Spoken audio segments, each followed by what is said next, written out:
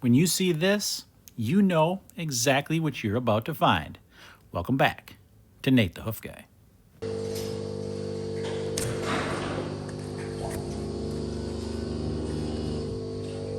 When you have cows that spend time both inside on concrete and out on pasture, well, you're going to have debris that gets packed up into these issues once they happen.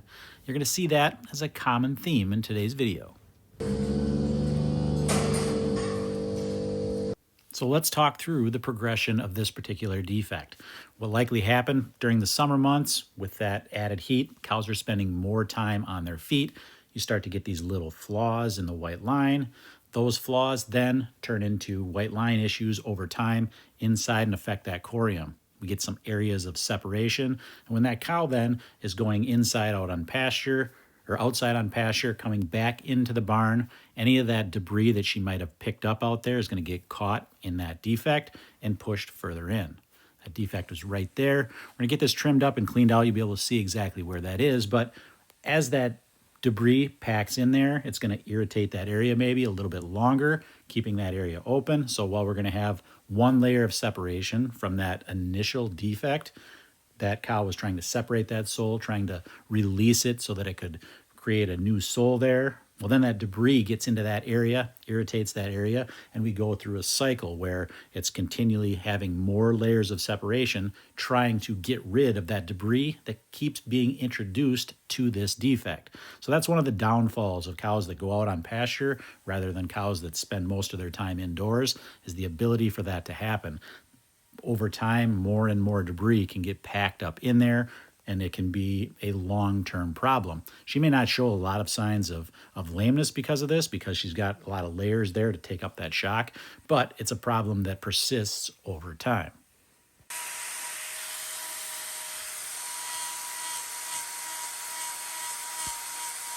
This first layer that's coming away now is likely from that very first initial defect in that white line. The subsequent layers are from that reintroduction of debris to the area. We'll see that as we go here.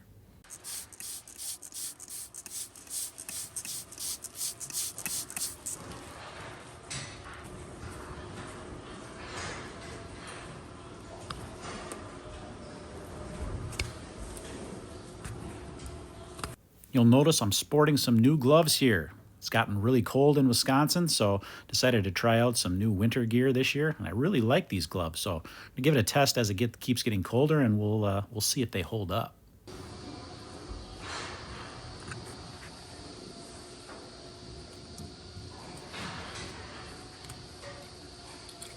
So here, I'm just following the shading, working along those edges, and then I can get areas where I'm worked in there. I can get the hook of my knife up underneath that and lift that away safely. I know it's separated all the way up at the heel bulb there, so we're gonna work it all the way up the top and then continue to free this area up.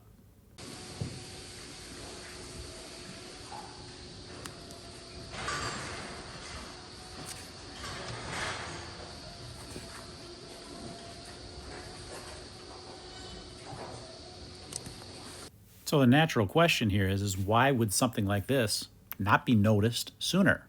And it likely was. So I'm going to run you through a scenario here so you can kind of see what it would be like through the eyes of the farmer. One day, a cow comes in from the pasture and she's showing lameness on this particular foot, right?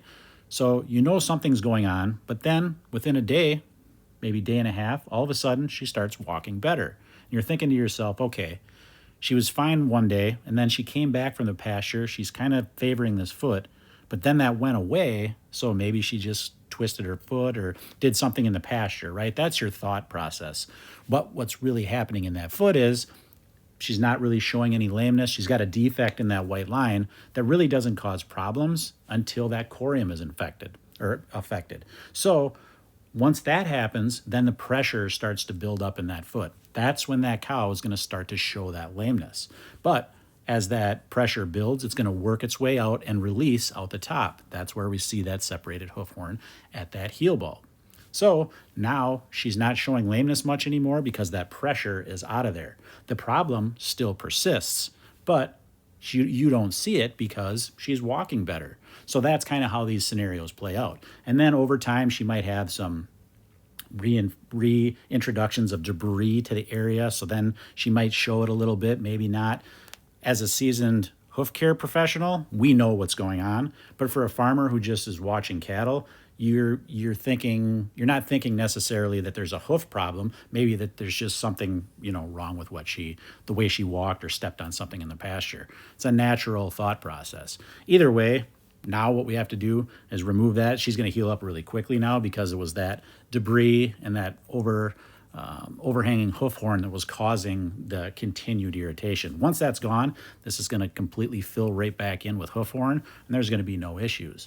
That's why if there's ever a case where we have some type of lameness at any point, we want to pick that foot up and take a look if we think it is a hoof problem, because likely this is the scenario that's playing out. Of course, that's easy for me to say. I have all the equipment that makes that job easy. If you don't have that stuff, it's really hard to pick a cow's foot up.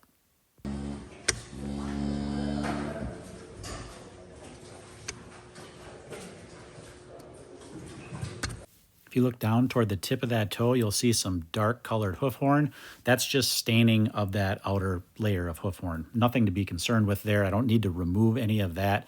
What I'm working on here up above, that's where I need to spend my time, freeing up that lesion, making sure there's no loose horn in and around that area that could further irritate that, and make sure there's no pockets left where debris could get packed back up in there. We don't want to have a situation that persists because, once again, debris can get in there. So we're going to smooth all those edges out, clean any crevices out that could trap debris, and then once that's complete, then we can flush this area thoroughly out with our chlorhexidine, our antiseptic, make sure we get all the bacteria cleared away and all the debris that's currently in there out. That way we can get our salicylic acid treatment right where it needs to go to take care of whatever remaining debris or whatever remaining bacteria remains. Once that's complete, we'll get this foot wrapped up and let her go, and you're going to be able to see exactly how cold it is right now in Wisconsin.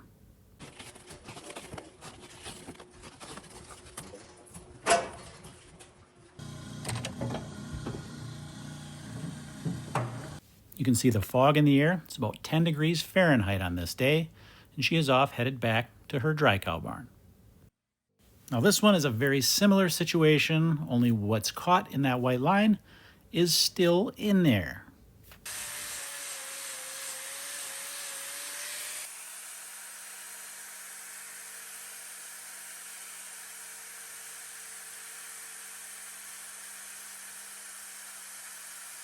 You don't want to hit that with the carbides on your cutting wheel for sure. So likely for a rock that big to get in there, what happened? Get a bunch of little rocks that kind of create a little bit bigger hole and a little bit bigger hole. And then over time, a larger rock is able to get caught in there and drive deeper. That's the ultimate problem that we have underneath that we have to deal with now, is from that larger rock.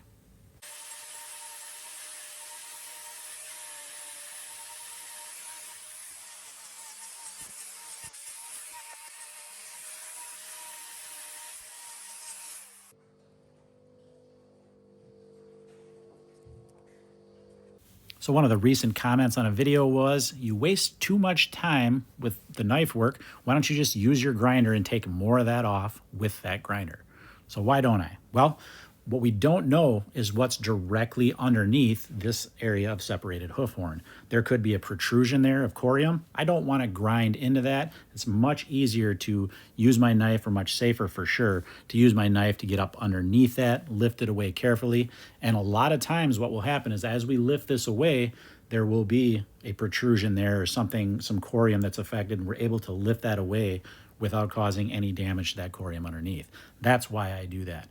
Would it be faster just to use the grinder to take this all away? Of course it would, but it's also much trickier to do it that way safely. So I use the knife for those reasons.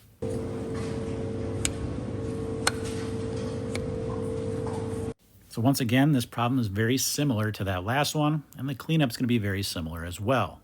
Now, another question I get quite a bit is, do you see seasonal similarities with the problems that you find? And you do. So we'll start with the winter. In the winter months, there's very few hoof problems because cows are very comfortable in the cold, so they spend a lot of time laying down, therefore a lot less hoof problems.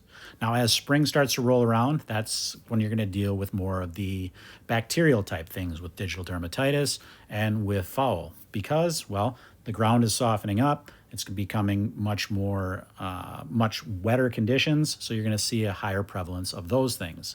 Leading into summer, we're going to have more of those pressure-related problems that start to show up, with cows spending more time on their feet to mitigate the hot temperatures. So then we're going to start to see those white line issues, and we're going to start, that's where we see a lot of those, what we'll say, juicier trims, right, where there's fluid involved. As we move into the fall and back into the winter, then we're going to see things like this, where we have remnants of some of those things that may have happened in the summer months that we just have to clean up and get back to their normal state. Once again, this cow not showing a lot of lameness on this foot because, well, you can see most of that sole has got new hoof horn there. There's just a small area left where that rock was causing problems. But outside of that, this hoof is basically healed back on its own. Once again, why they can show lameness and then not show lameness once again. I'm still going to put a block on here because we'll get a better look at that. There's a little bit of openness yet to where that rock was. But get that block on, get this wrapped up, and she too will be done now. Now, if that sole was intact, one way to know if a block is necessary is if you push on it, does it give? This one gives, so that means it's not strong enough to bear weight. So we put a block on that other claw to take the pressure off it.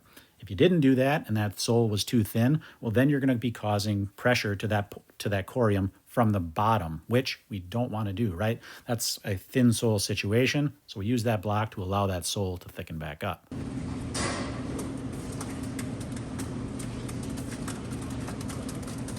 There's a little bit of loose wall horn up above here, so I'm going to take that away. If it wasn't loose, I would not remove it, but it is. It could trap debris, so we're going to take that away.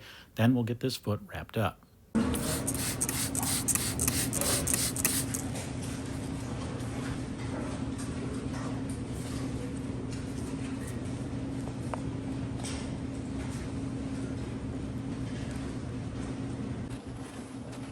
Why do I put the glue on the side of the hoof? For more surface area to hold that block on there. With that, this redhead now is done as well.